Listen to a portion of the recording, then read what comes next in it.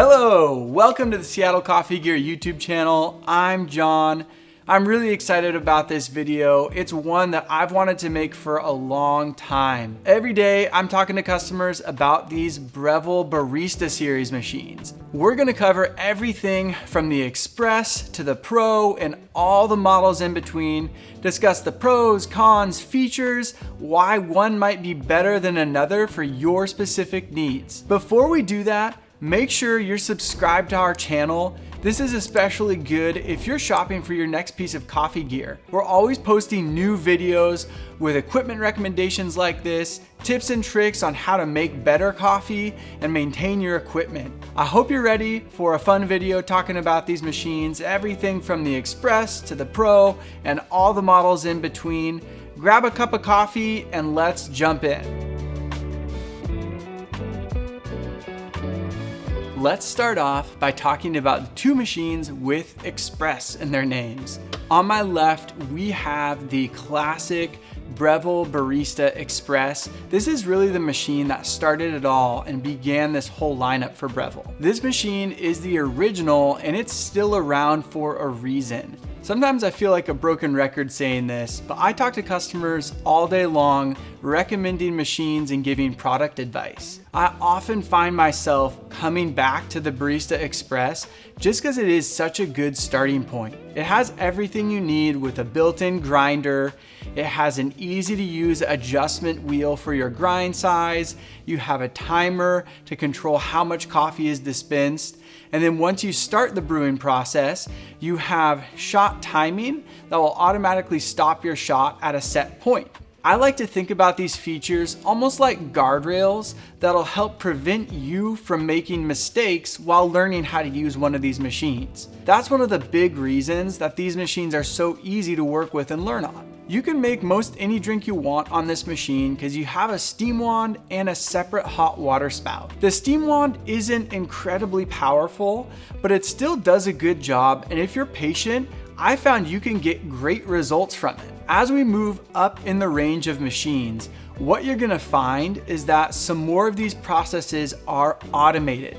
As we move over to this next machine, it has a lever to help with tamping that'll make the learning process even easier. With that, let's talk more about the Express Impress. The Breville lineup seems daunting at first because of the names that they use for these, but once you understand the terminology, it's pretty easy to figure out what separates and differentiates the machines. Anytime you see Impress in the name of one of these machines, just think that it has that lever for assisted tamping. The lever not only makes it easier to tamp and get a consistent level tamp at an even pressure, but it also communicates with the grinder in the machine to help you find the right amount of coffee to use per shot.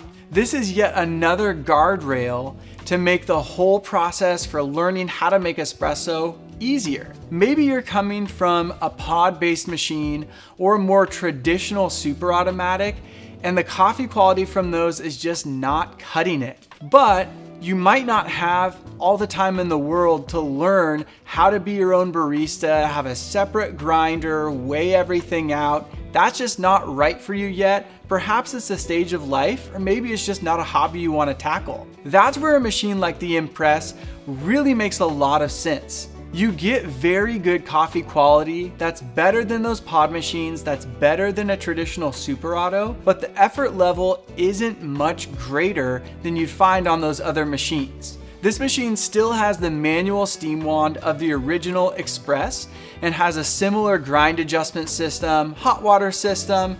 Everything else is very similar. It's mainly just that assisted tamping that also communicates to the machine to help you determine the right amount of coffee to use. Before we move on to our next machines, I wanted to say something about who these might be for. I think these are for someone who drinks less milk-based drinks and more straight espresso or Americanos, because these don't have the automatic steam wands found on the machines we're going to be covering next. That being said, let's move on to those machines and talk about the next level up from Breville.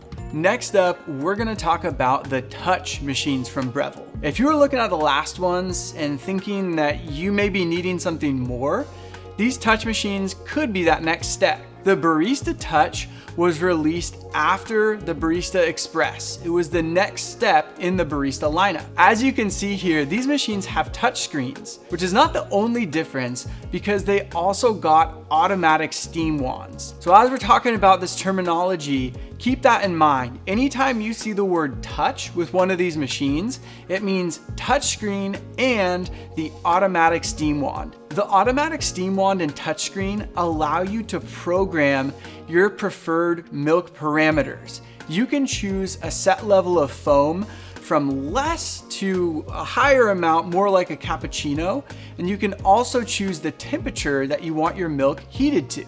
The touchscreen also gives you the ability to save specific custom drinks for your preferences. So I could go in and say John's Cappuccino and have it make it exactly like I prefer. I've been really happy with the automatic steam wands from these machines. Obviously, they're not gonna be quite as good as somebody who's been making coffee for a very long time. But if you're new to espresso machines, the steam wands on these are gonna be about the equivalent to somebody who's been practicing steaming milk for a few months.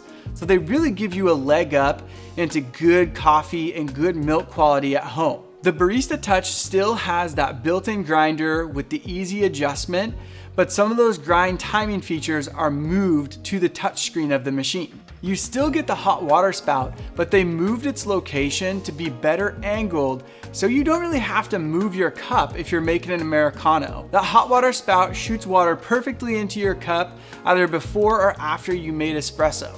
On the Barista Touch, you're still tamping on your own. So if budget is a concern, but you like milk-based drinks and you don't want to work for that to get good milk texture and quality, this could be the right machine for you. Since we're talking about budget, let's move to the Impress Touch. This is the top dog in the Breville Barista Series lineup. That does mean it's priced out at the highest level out of all the machines we've covered so far. If you've been following along with this video, you've probably already realized that the Touch Impress has both the touchscreen and automatic steam wand and the lever-assisted tamping and programmable dosing. A little while back, we made a video highlighting the features of this machine and why those features make it so easy to use and to set up for a beginner. If you want to see more about this machine and why those features are so helpful, check the description of this video. There's a link to that previous video talking about how to dial this in. Well, that covers all the terminology that might have been intimidating before this video. Now that we've wrapped up all the Barista Express, Impress, and Touch machines, let's move on to the final machine in the lineup, the Barista Pro. That gets its own spot on the counter, so here we go.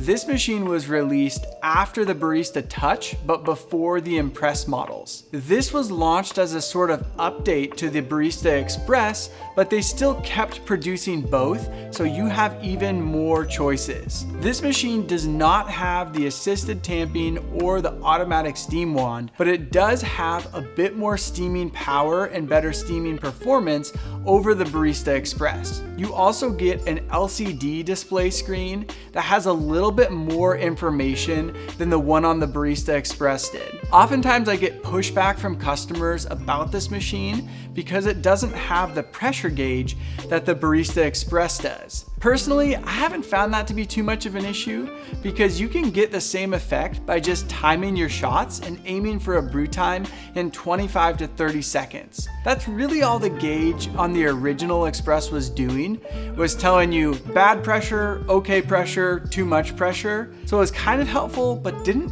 provide much real feedback. The last note I'll make about the Pro is something I've heard from customers who moved from the Express to the Pro looking for an upgrade. I've heard a few anecdotes of people struggling to use medium or light roast coffees with the Pro. That leads me to believe, and in my experience, that this machine doesn't brew quite as hot as the Express does, making it better suited for more darkly roasted coffees. This machine, I'd say, is more for the traditional coffee drinker who sticks to the darker stuff and does more milk-based drinks, but doesn't want to pay the extra for either the lever-assisted tamping or the automatic steam wand. Usually, if I explain that to a customer, it either perfectly locks them onto this machine because it's a great fit for them, or it directs them to one of the other machines in the lineup, maybe saving a little money by going with the original Barista Express if you prefer your coffee roasts a little lighter.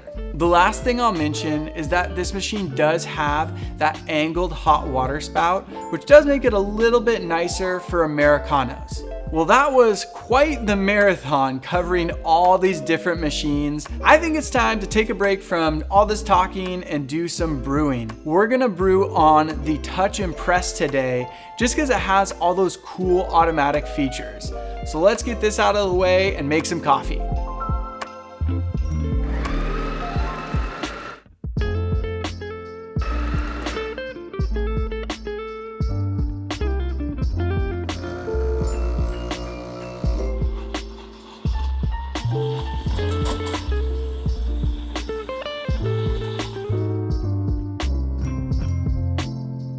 Well, that was a lot of fun making a drink on the Touch and Press. Even on a more automated machine like that, I still enjoy the process of grinding coffee, tamping it, brewing, steaming milk, and just everything about making a drink. If you own one of these machines and you have thoughts about it, leave a comment down below. We always love hearing from our viewers and customers and getting your feedback. It's also helpful for other people who are considering these machines. I hope this video was helpful to you and helped break down some of the differences between these models. If this video left you with even more questions, drop a comment down below and we'll do our best to get back to you. You can also contact our sales and support team by giving us a call, sending us an email, or chatting with us. If you want to stay connected to Seattle Coffee Year, you can sign up for our email newsletter by following the link in the description. That's a good way to know about upcoming sales, products, promos, and we'll even send you some tips and tricks there as well. As a thank you for signing up for that, you'll get a coupon that's good for 10% off one item. Exclusions do apply to that code, so like I already mentioned, give us a shout. We're happy to help with any questions you have about your next coffee purchase. Thank you so much for sticking around to the end of this video. I hope you have a great rest of your day and keep making coffee you love. See ya!